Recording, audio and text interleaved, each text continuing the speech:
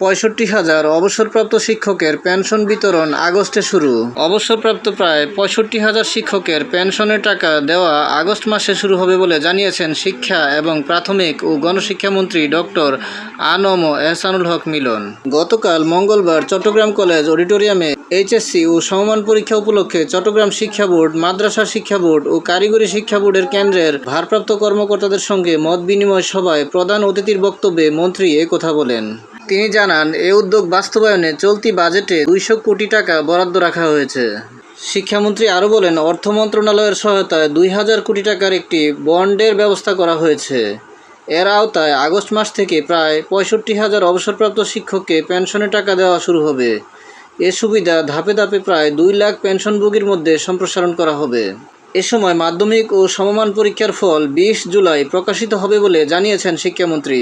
তিনি বলেছেন, পরীক্ষার কক্ষে নকল সংঘটিত হলে তার দায় শুধু শিক্ষার্থীর উপর চাপানো হবে না। দায়িত্ব পালনে ব্যর্থতার জন্য কেন্দ্র সচিব, কক্ষ পরিদর্শক ও কর্মকর্তাদের বিরুদ্ধেও ব্যবস্থা নেওয়া হবে।